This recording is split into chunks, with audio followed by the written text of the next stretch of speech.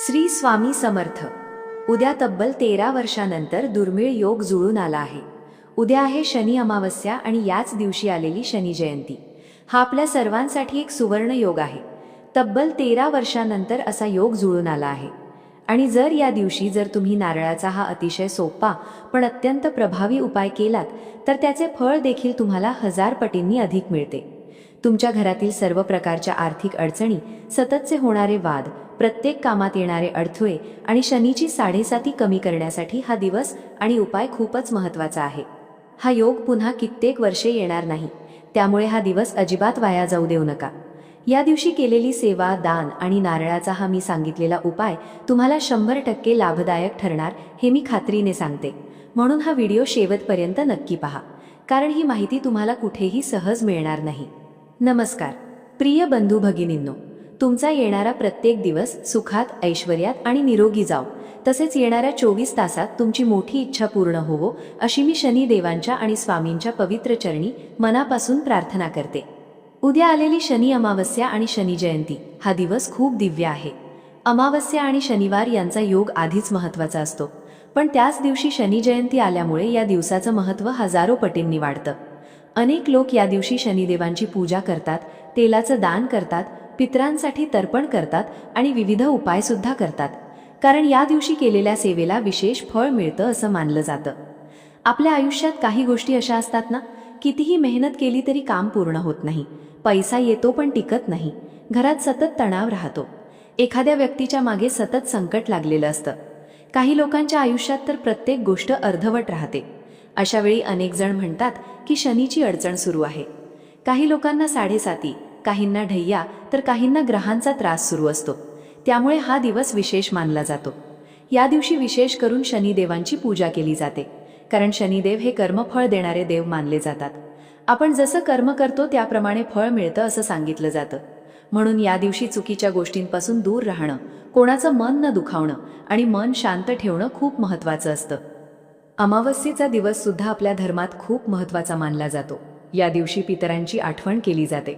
अनेक लोक आपल्या पूर्वजांसाठी तर्पण करतात, कारण असं मानले जातं की अमावस्येच्या दिवशी पितरांची कृपा मिळाली तर घरातील अनेक अडचणी कमी होतात, घरात शांतता आणि समाधान राहायला मदत होते.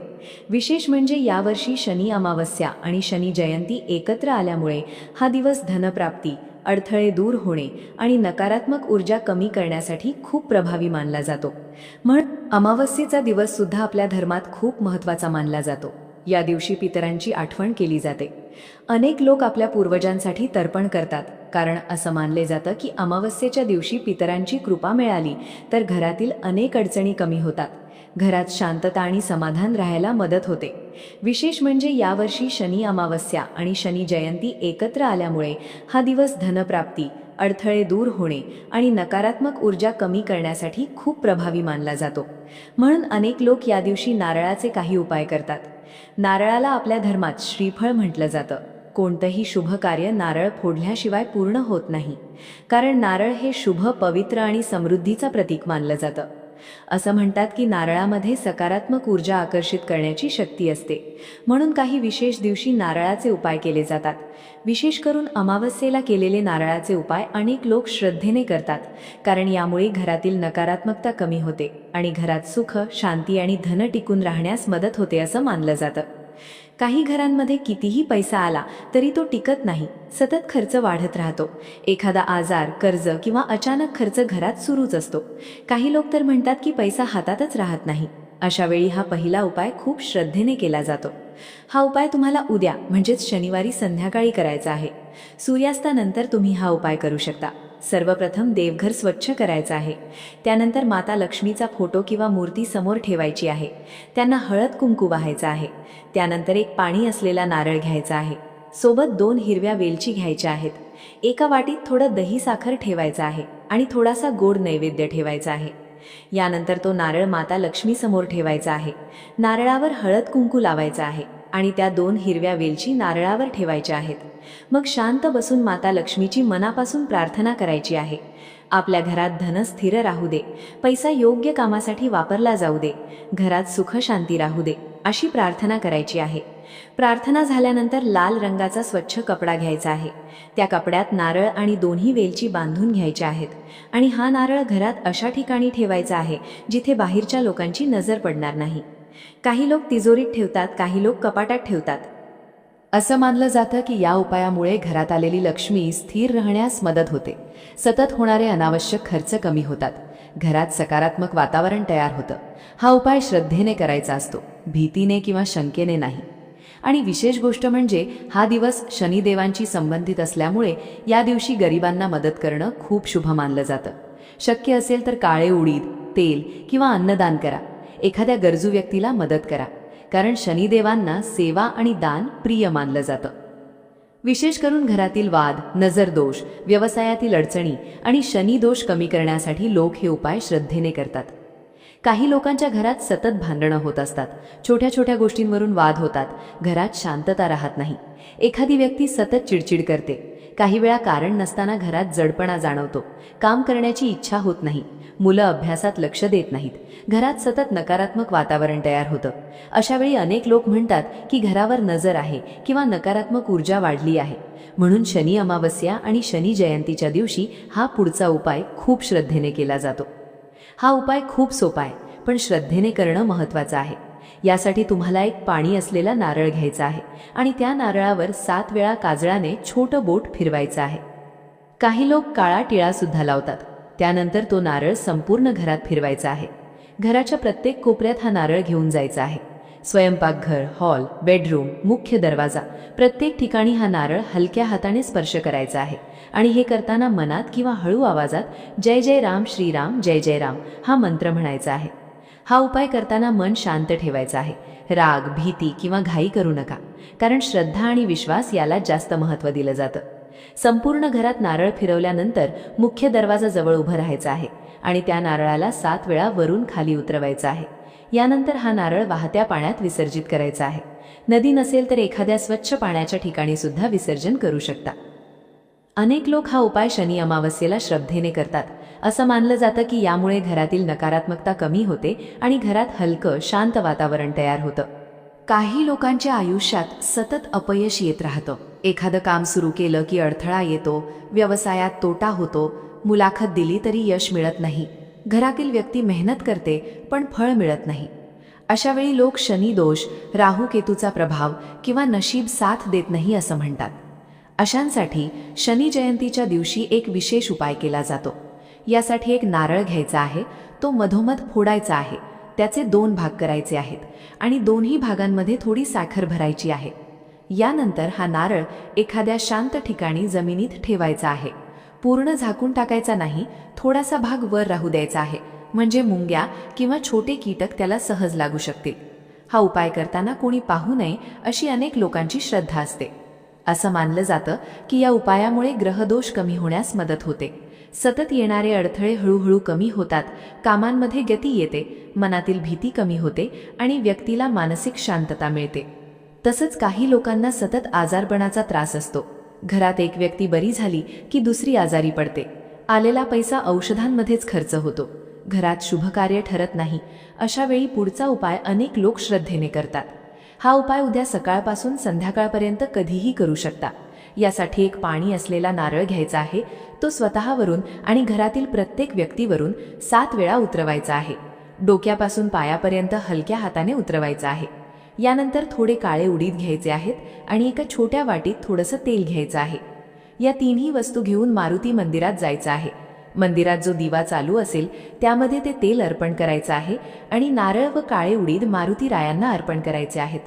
त्यानंतर शांत बसून एक वेळ हनुमान चालीसा म्हणायची आहे किंवा श्रीराम जय राम जय जय राम हा मंत्र जपायचा आहे. अनेक लोक हा उपाय श्रद्धेने करतात, कारण हनुमानाची कृपा आणि शनिदेवांची कृपा एकत्र मिळावी अशी भावना असते. विशेष म्हणजे शनिदेव आणि हनुमान यांचा संबंध खूप मानला जातो. म्हणून शनिवारी मारुतीची पूजा करणं शुभ मानलं जातं. हा उपाय केल्याने मानसिक भीती कमी होते, घरातील अडचणी कमी होतात आणि मनाला धैर्य मिळतं असं अनेक लोक मानतात. काही लोकांच्या व्यवसायात अचानक तोटा सुरू होतो. दुकान चालत नाही, ग्राहक कमी होतात, पैसा अडकतो. कितीही प्रयत्न केले तरी वाढ होत नाही. अशा वेळी शनी अमावस्या आणि शनी जयंतीच्या दिवशी पुढचा उपाय केला जातो.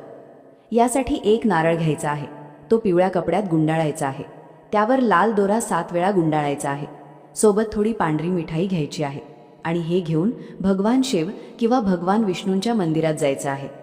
देवाला नारळ आणि मिठाई अर्पण करायची आहे आणि मनापासून प्रार्थना करायची आहे की व्यवसायात पुन्हा वाढ होऊ दे, अडचणी दूर होऊ देत, मेहनतीला योग्य फळ मिळू दे. अनेक लोक हा उपाय श्रद्धेने करतात, कारण श्रद्धेने केलेली प्रार्थना मनाला सकारात्मक शक्ती देते आणि सकारात्मक विचारांमुळे माणूस पुन्हा आत्मविश्वासाने काम करायला सुरुवात करतो. आणखी एक खूप महत्त्वाचा उपाय या दिवशी केला जातो. विशेष करून ज्यांच्या घरात सतत इडापिडा, नजरदोष, भीतीचं वातावरण किंवा अनोळखी अडचणी जाणवत असतील, त्यांनी हा उपाय श्रद्धेने करावा असं अनेक लोक मानतात. काही वेळा घरात सगळं ठीक असतं, पण तरीही मन शांत राहत नाही, रात्री झोप लागत नाही, घरात वारंवार वस्तू तुटतात, एखादं काम शेवटच्या क्षणी बिघडतं, घरात आलेले पाहुणे सुद्धा म्हणतात की घरात खूप जडपणा जाणवतो. अशा वेळी हा उपाय केला जातो. हा उपाय तुम्हाला उद्या रात्री करायचा आहे. विशेष करून रात्री 10 नंतर किंवा शक्य असेल तर 12 वाजण्याच्या आधी करायचा आहे, कारण अमावस्येची रात्र ही साधना आणि नकारात्मकता दूर करण्यासाठी विशेष मानली जाते. यासाठी एक पाणी असलेला नारळ घ्यायचा आहे, तो घरातील प्रत्येक व्यक्तीवरून 7 वेळा उतरवायचा आहे. लहान मुलं असतील तर त्यांच्यावरून सुद्धा हलक्या हाताने उतरवायचा आहे. त्यानंतर घराच्या मुख्य दरवाजावरून तो नारळ 7 वेळा उतरवायचा आहे. यानंतर आपल्या घराच्या उंबरठ्यावर तो नारळ फोडायचा आहे. नारळ फोडताना मनात शनिदेव आणि स्वामी समर्थांचं नाव घ्यायचं आहे. नारळातील पाणी उंबरठ्यावर सांडू द्यायचं आहे आणि नारळाचे 2 भाग मुख्य दरवाजाच्या डाव्या आणि उजव्या बाजूला ठेवायचे आहेत. रात्रभर ते तसेच ठेवायचे आहेत. दुसऱ्या दिवशी सकाळी उचलून एखाद्या झाडाखाली किंवा पक्षी खातील अशा ठिकाणी ठेवायचे आहेत. काही लोक हे वाहत्या पाण्यात विसर्जित करतात. असं मानलं जातं की या उपायामुळे घरावरची नकारात्मकता कमी होते, घरातील अडकलेली ऊर्जा बाहेर पडते आणि घरात हलकं प्रसन्न वातावरण निर्माण होतं. विशेष म्हणजे हा उपाय अनेक लोक वर्षातून एकदा तरी शनी अमावस्येला करतात. तसंच या दिवशी काही गोष्टी टाळणं सुद्धा महत्त्वाचं मानलं जातं, जसं की कोणाशी भांडण करू नये, मोठ्यांचा अपमान करू नये, गरीब किंवा गरजू व्यक्तीला रिकाम्या हाताने पाठवू नये, कारण शनिदेव न्यायप्रिय मानले जातात. दुसऱ्याला त्रास देणाऱ्या व्यक्तीवर शनीची कृपा राहत नाही असं सांगितलं जातं. या दिवशी शक्य असेल तर काळ्या कुत्र्याला भाकरी द्या, कावळ्यांना अन्न द्या, गरजू व्यक्तींना अन्नदान करा. अनेक लोक काळे तीळ, काळे उडीद, तेल किंवा चप्पल दान करतात, कारण शनिवारी केलेलं दान विशेष फलदायी मानलं जातं. तुम्ही पाहिलं असेल, काही लोकांकडे खूप पैसा असतो पण मनःशांती नसते आणि काही लोक साधं जीवन जगतात पण आनंदात असतात. म्हणून फक्त पैसा असणं म्हणजे लक्ष्मी असणं नाही. घरात प्रेम, शांतता, समाधान आणि एकमेकांमध्ये आपुलकी असणं हे सुद्धा खूप महत्त्वाचं असतं. यालाच खरं सुख म्हणतात. म्हणून या शनी अमावस्या आणि शनी जयंतीच्या दिवशी मन स्वच्छ ठेवणं खूप गरजेचं आहे. कोणाबद्दल वाईट विचार करू नका. शक्य असेल तिथे मदत करा. देवाचं नामस्मरण करा, कारण श्रद्धा आणि सकारात्मक विचार यामुळेच माणसाला आतून शक्ती मिळते. अनेक लोक या दिवशी शनिदेवांच्या मंदिरात जाऊन तेल अर्पण करतात. काही लोक पिंपळाच्या झाडाला प्रदक्षिणा घालतात. काही लोक ओम शम शनेश्चराय नमः या मंत्राचा जप करतात. तुम्हालाही शक्य असेल तर या दिवशी थोडा वेळ शांत बसून नामस्मरण नक्की करा. विशेष म्हणजे या दिवशी केलेली प्रार्थना मनापासून असावी. मोठमोठे खर्च किंवा दिखावा करण्याची गरज नाही. देवाला भक्त श्रद्धा महत्त्वाची असते, म्हणून साधेपणाने केलेली सेवा सुद्धा खूप महत्त्वाची मानली जाते. आणि लक्षात ठेवा, कोणताही उपाय हा श्रद्धा, विश्वास आणि सकारात्मक मनाने केला तरच त्याचा चांगला परिणाम जाणवतो. भीतीने, अंधश्रद्धेने किंवा कोणाचं नुकसान व्हावं या भावनेने कधीही उपाय करू नका.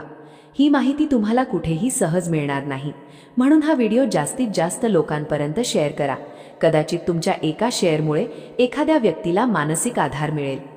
तर मंडळी, हा व्हिडिओ जर तुम्हाला आवडला असेल तर लाईक करा. कमेंटमध्ये ओम शनिदेवाय नमः आणि श्री स्वामी समर्थ नक्की लिहा. आणि चॅनलवर नवीन असाल तर चॅनलला सबस्क्राईब करून बेल आयकॉन दाबायला विसरू नका. आपल्या मित्रपरिवारासोबत हा व्हिडिओ जास्तीत जास्त शेअर करा. चला तर मग लवकरच भेटूया अशाच एका माहितीपूर्ण आणि प्रभावी उपायासह. श्री स्वामी समर्थ.